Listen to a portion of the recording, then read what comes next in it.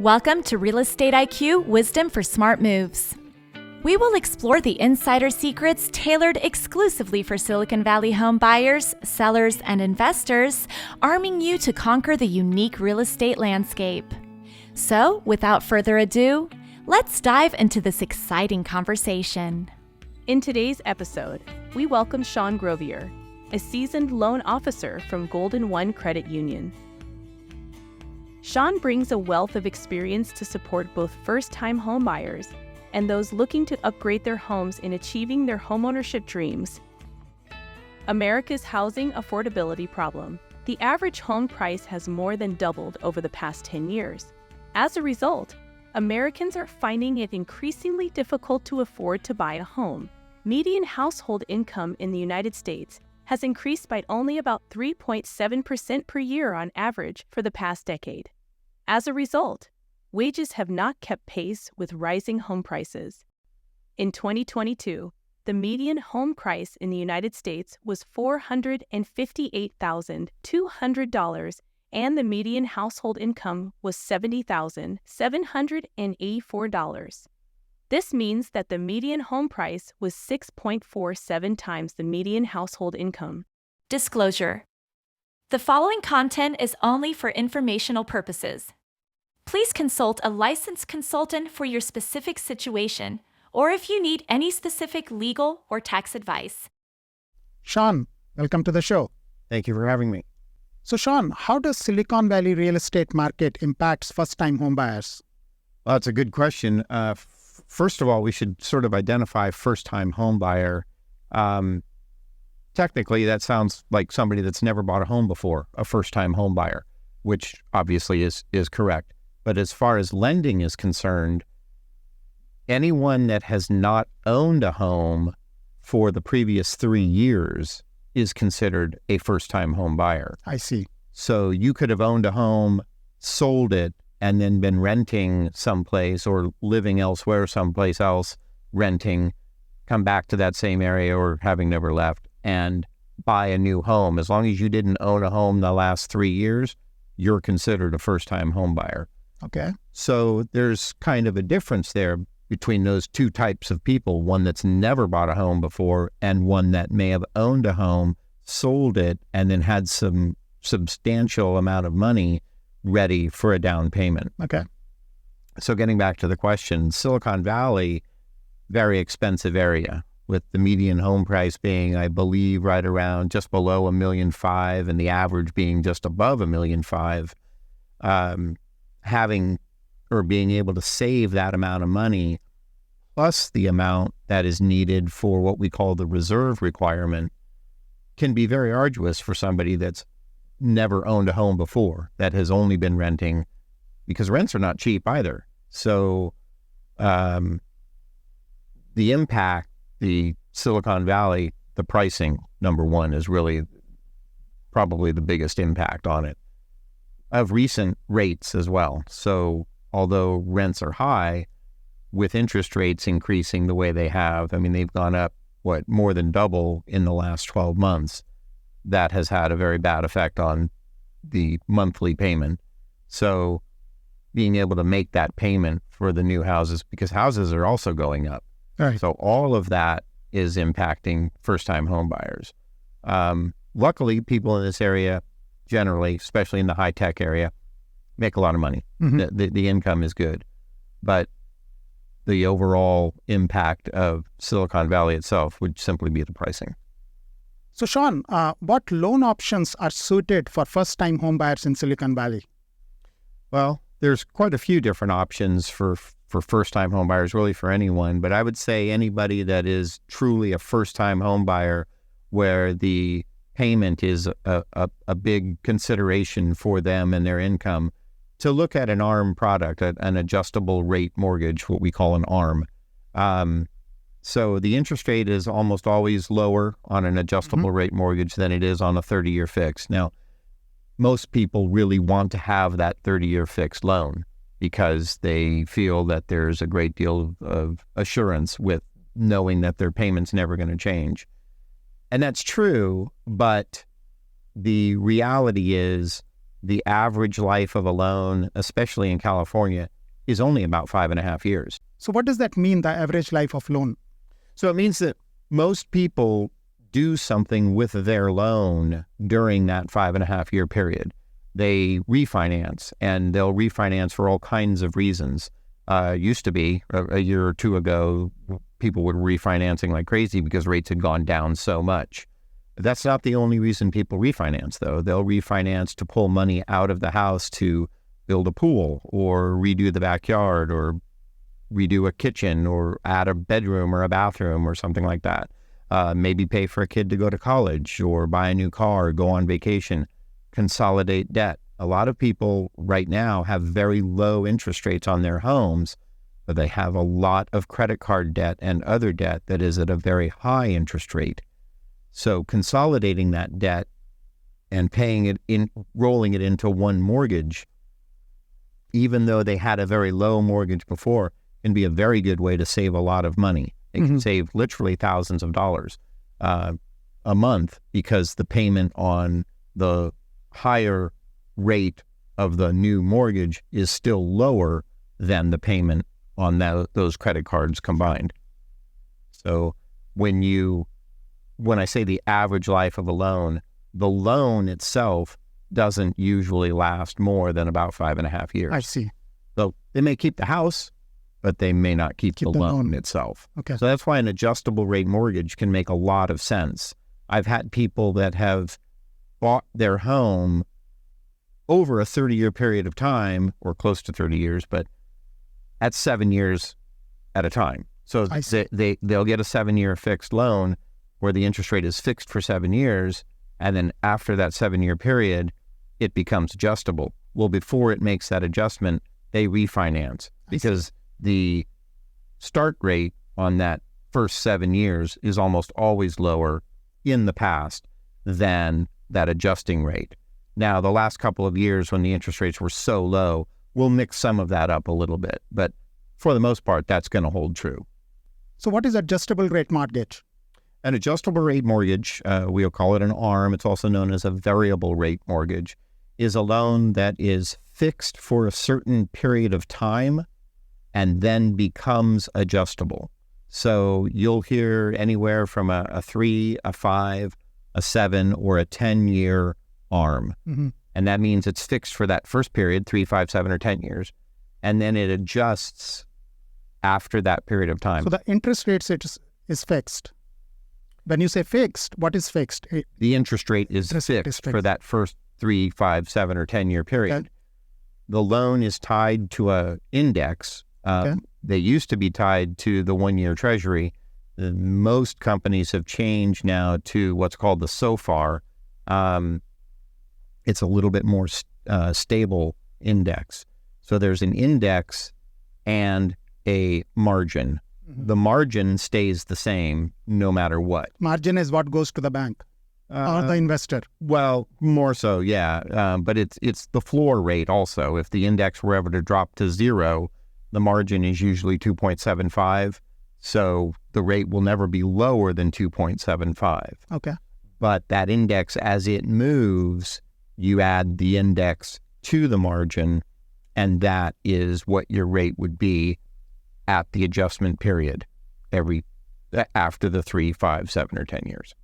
So when should people consider an ARM product versus a 30-year fixed mortgage product? Well, an ARM product is a great product if you know for certain that you're going to keep the house for a short period of time, or if your monthly payment is of concern to you, because the payment can be quite a bit less than on a 30-year fixed loan. 30-year fixed loan is a great loan if you know with certainty your income's always going to be the same or going up, and you know that you're going to be keeping that house for at least 10 years. Before 10 years, you might want to consider an adjustable rate mortgage, but it all has to do with what those rates are at the time that you're thinking of buying. There were times when, and not long ago, just 2 years ago, 30-year fixed loans were very, very low. And we did a lot of them because it wouldn't make any sense. When they were 2% and 3%, there would be no reason to get an adjustable rate mortgage. So there's a lot of people that are probably not going to refinance unless they have that credit card debt that we talked about, or that life event where they want to send a kid to school and pull money out of their house for whatever reason, add the pool, do the kitchen, whatever. Those are reasons why they might want to consider the refinance. But other than that, most likely the people that bought their home 2 and 3 years ago got that 30-year fixed loan. They're probably not going to change it. Now, with interest rates being so much higher, adjustable rate mortgage would make a lot of sense. Interest rates are not going to stay as high as they have been this past year and are now. I see. Forever. They are going to eventually come down. As we see inflation coming down and other things going on in the market, we're going to see interest rates coming down. So it makes a lot of sense right now to consider that adjustable rate mortgage, because anybody buying a house right now, they're not going to keep that loan for very long. They may keep it for a year, year and a half before interest rates come down again, and then they'll be refinancing. So why pay the higher rate on that 30-year fixed if you can get that adjustable rate lower payment now? So do borrowers need 20% down payment?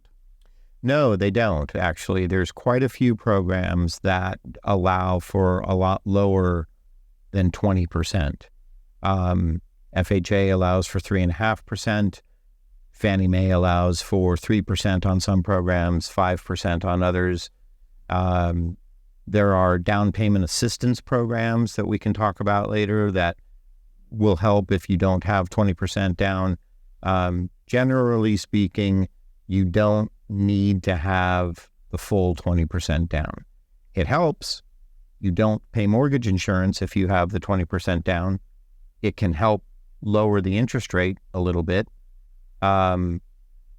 Oftentimes sellers like to see 20% down, but there's ways to manipulate all of that and get a buyer that does not have that full 20% saved to still be able to buy a home. So 20% is not needed. It is not generally needed. Can you explain the process of obtaining the mortgage for first-time buyers? Well, the process for first-time buyer is no different than any other buyer. It's not as hard as many people may think or have heard. First thing to do is to seek out a lender or loan officer that you like working with. Talk to a couple of them, find out who you enjoy working with. I think that's important because you need to have a level of trust with them. You're going to be divulging all of your personal information, right, and private information. So you want to make sure you have a good, comfortable feeling with not only them, but the company they represent. So the process is simply fill out an application. It takes usually about 10 minutes, and then provide income and asset documentation. It's sort of the rule of twos, we call it. 2 most recent pay stubs, 2 most recent W-2s, 2 most recent bank statements. It's very important to make sure you give all the bank statements and all the pages, because when a bank statement says blank, we don't know it, or 1 of 6 and one of them was blank, we don't know that they're blank unless we get them all. Sure. So most loan officers, I would say all loan officers, are not asking for information to be prying. We need to have it to turn it in to get an underwriting approval. So once you fill out that information and you provide all that documentation, we review it to make sure that everything is in line, and then send it into an underwriter who will approve it. And that's really pretty much it. You'll get a conditional approval letter, and then you can take that with your realtor and go shop for a house. So should buyers get a pre-approval before they start looking for homes, or after they have identified a home? Absolutely, it should be the first thing you do. You would never go to Costco or Trader Joe's and fill up your cart with all these things that you want, and then stand in line wondering if you have the money to pay for it. But people will get in a car with a realtor and drive all over town and fall in love with arguably the most expensive thing they're ever going to buy, and then wonder whether or not they have the money to pay for it. And it just makes no sense. It's really a shame, because I've seen it happen lots of times where people will literally get into contract, right, and then find out they can't afford that house. Now there's a problem, because your realtor's upset. Well, both realtors are upset. You've probably tarnished your name a little bit, and people are going to be not so happy to work with you, but you may have put your earnest money deposit at risk. So I implore you, if you're a first-time home buyer, or if anyone interested in buying a home, talk with your lender first. Get the pre-approval process out of the way. It serves lots of purposes, but one is that you may find out that you can buy a house bigger than you thought you could. But oftentimes you find out you can't buy the house that you thought you wanted to. So it makes a difference whether or not you're driving around in, say, Berryessa versus Los Gatos Hills. Two very different markets, two different price ranges. Right. And so it's important that you know that going in. So I would absolutely ask you, if you're buying a house, get pre-approved first. And does getting a pre-approval hurt your credit score? Well, it doesn't really hurt your credit score. We do pull credit. I mean, we need to know what is your credit score. The credit score is probably the single biggest driver of your interest rate. So you're going to want to know it, and we need to know it as a lender. If you go to multiple lenders in a short period of time and they all pull your credit report, yes, you will see a reduction on your credit score. And that's not going to help you because, as I said, the credit score is the driver. So a higher credit score is a lower interest rate. And that's why I said a minute ago, make sure you interview your lender before you start this process. Make sure you feel comfortable with them. Go to a company that you know you feel comfortable with. There's lots of information out there, lots of people. Your realtor is usually a really good source to talk to about who you should go to for a lender. And once you talk to the lender and you feel comfortable, then move forward. But don't jump just from one lender to another and find out because you think one of them might have a better rate or whatever. The rate is just there based on whatever marketing that particular lender is marketing to at the time. It may or may not applicate to you as your credit score may be different. And for how long pre-approval is valid? Usually 3 months to 4 months. Every company is a little bit different, but usually 3 or 4 months. The credit report is usually good for 4 months. So the pre-approval letter, we do ask ultimately as we get down the road for updated bank statements and pay stubs. But generally speaking, you can count on about 3 to 4 months that the letter is good. Now, the interest rate will change during that period of time. But as long as your job remained the same and you didn't go out and buy a boat or a motorcycle or another car or something like that, don't change jobs during the process unless you've talked to your lender and everybody's on board on it. But I have seen that happen. I had a particular instance where we were all set to close and the underwriters always pull a credit report just before, just to make sure there's no boats and no cars. Right. This particular client had racked up all his credit cards so that he could buy stuff for his kid to go to school. Well, the effect of that was his credit plummeted and it was below what we could lend on. So we had to delay the closing, and that was very painful for everybody. We ended up getting it fixed, but it took almost 30 days. So just whatever you're going to do, make sure you talk with your lender. Think of your lender as your lawyer. You're going to talk to them. They're only going to use the information they need. So Sean, are there any special programs or incentives available for first-time home buyers? Well, there are. There's several different programs, actually. The state has the Cal HAFA program, and I think there's actually a couple of other statewide programs. There are 2, I believe, here in Silicon Valley that are specific to the county. And then I know that San Jose, Cupertino, and Sunnyvale, each city has their own program. So there are several, they're really down payment assistance programs more than really first-time home buyer programs. All the programs that I just mentioned, they have different limitations that all require a certain amount of income that you can't exceed. They offer different things with regard to the amount that they lend, whether or not you have to pay it back, how you have to pay it back. So each one of them works a little bit differently, and it's really important that when you're working with your loan officer that they be well-versed on the different ones that are available so they can help you figure out which one makes the most sense to you. You may qualify for many of them. You may not qualify for any of them. Each person is going to be different. Each situation is going to be different. So, like I said, there are some for the state, some for the county, and some for the city. So depending on income, where you're buying, et cetera, it's going to make a difference. And that's why you need to make sure you're working with a lender that familiar with them. And what is the difference between a pre-approval and a fully underwritten pre-approval?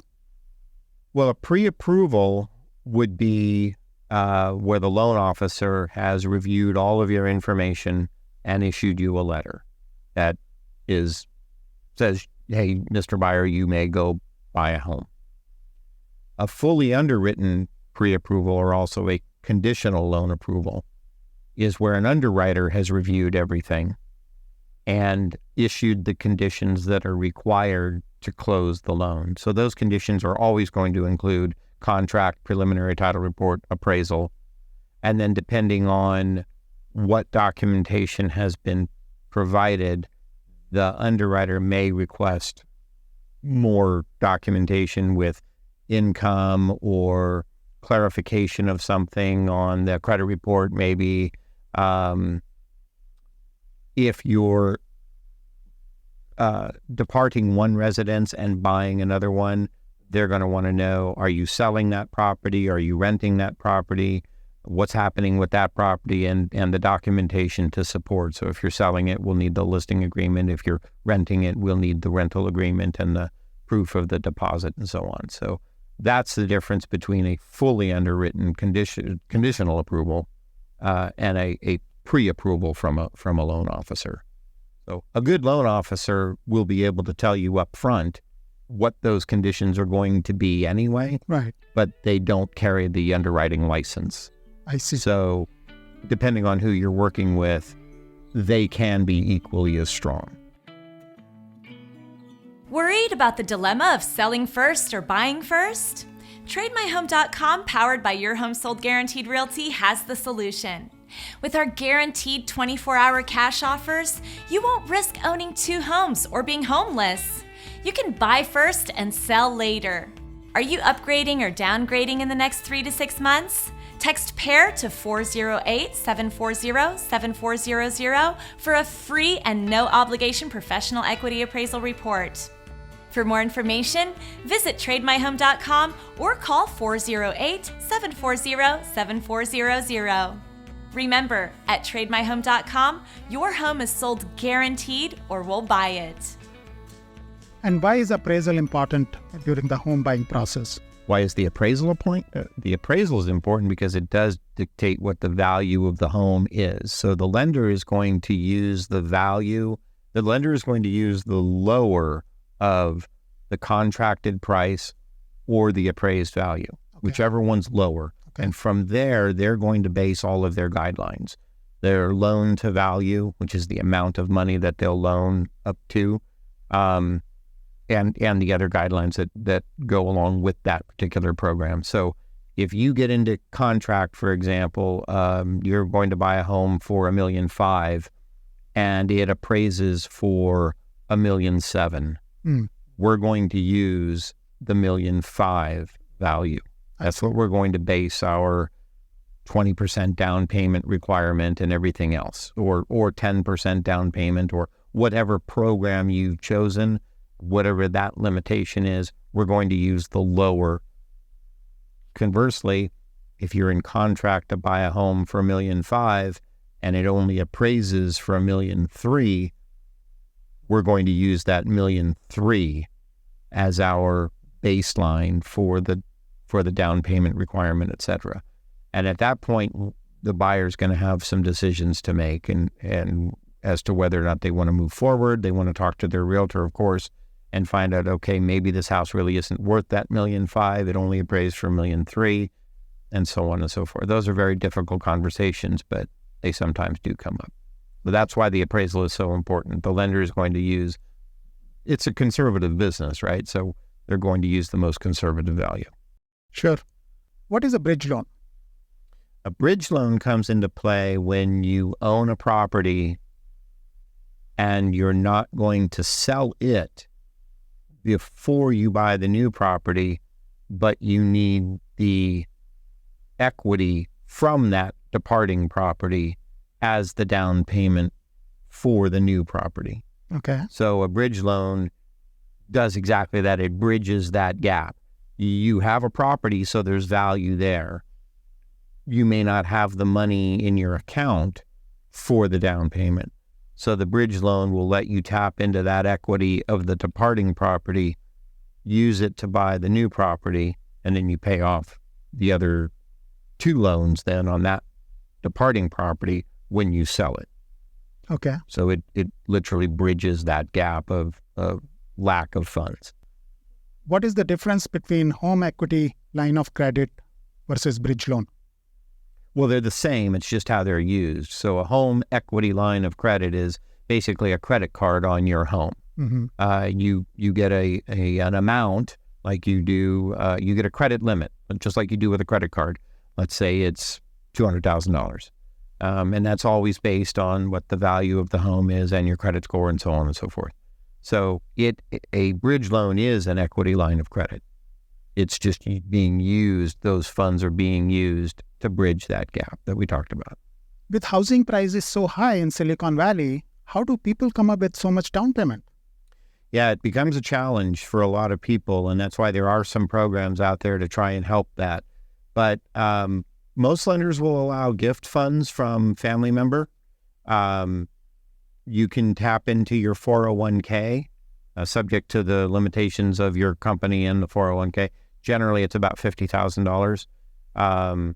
Stocks, bonds, other investments, if you own other property, if you have an account in another country, as long as you can document that that is your account. I see. Some lenders do require that those funds be brought to the United States in an account here and have to be here for 2 months. That's called a seasoning requirement. But again, this is where working with a lender or a loan officer that understands these different things becomes very important, especially if your situation requires that sort of thing.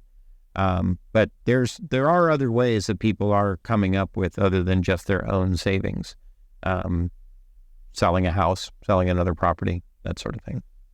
And can the gift funds come from a foreign country?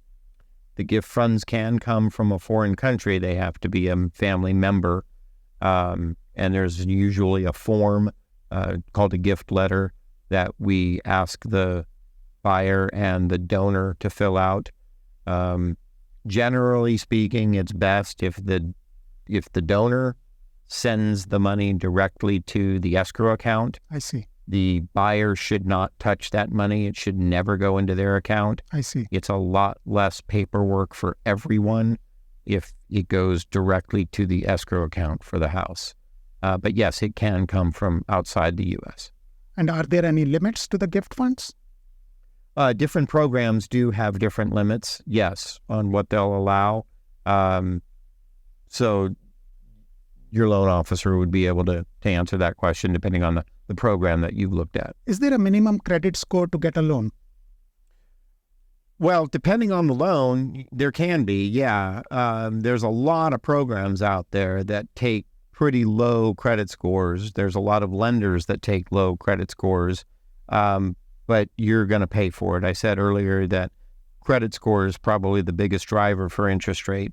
So if your credit score is below 600, you're going to pay a lot more than you will if your credit score is above 720. Sure. But generally speaking, in this area, most lenders require a minimum of 680. Some require as high as a minimum 720. I see. It really depends on the lender and the type of program. But as far as minimum credit score, I have seen as low as 480. Wow. But that was a while ago, and I don't know if that's even exists anymore. Sure. So most of the clients that I deal with have not had scores lower than 620. But the answer is yes. You can get there is a minimum credit score. It depends on the program and the lender. Sure. And what are some ways buyers can improve their credit score? Well, be responsible for one thing. Sure. Don't go racking up your credit cards and make sure you make your payments on time. That's really the biggest one. Don't get outside what's the saying? Don't get over your skis on your credit. Try and live within your means. Make your payments on time is critical. Don't getting a credit card, racking it up and paying it off right away doesn't really do anything to help you. I see.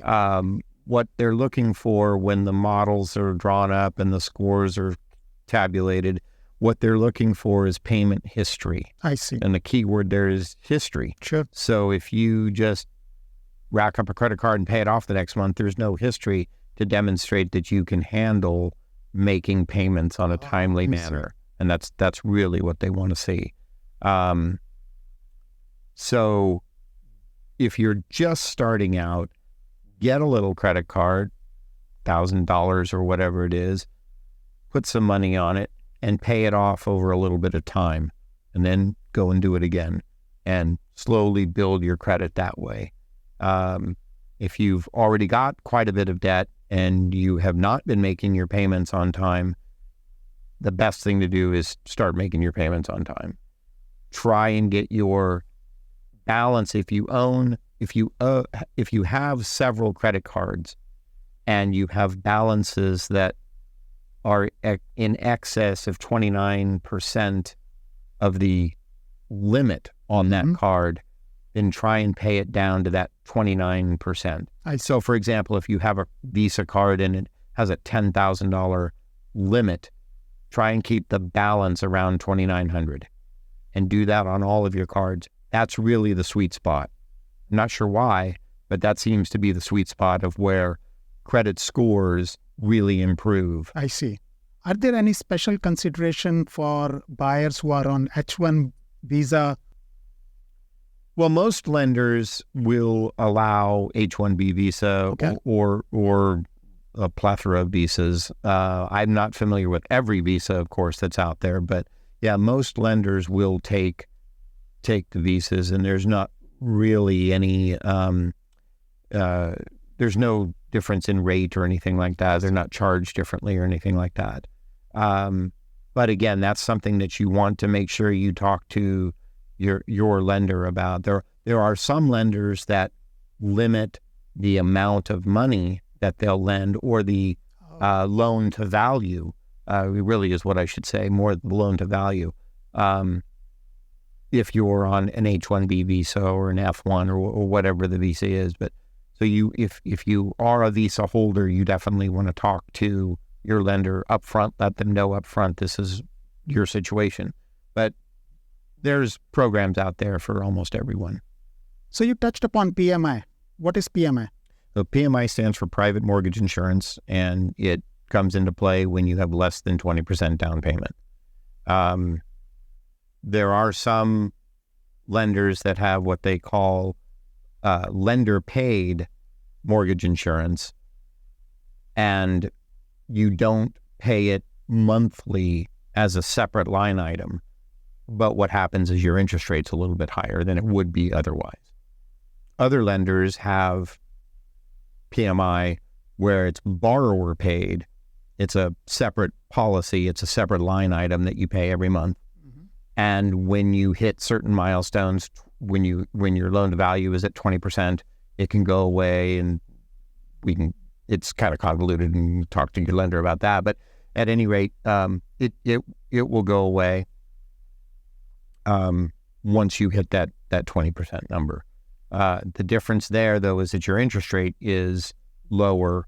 So when it comes time to get rid of the mortgage insurance, you don't have to refinance your loan to get rid of it, or anything that affects the actual loan. So if the interest rate is good and you're happy with it, then you can get rid of the mortgage insurance without affecting the actual mortgage. When it's lender-paid mortgage insurance, then the only way to get rid of it is to refinance it. And then you get a whole new loan and you get a different interest rate.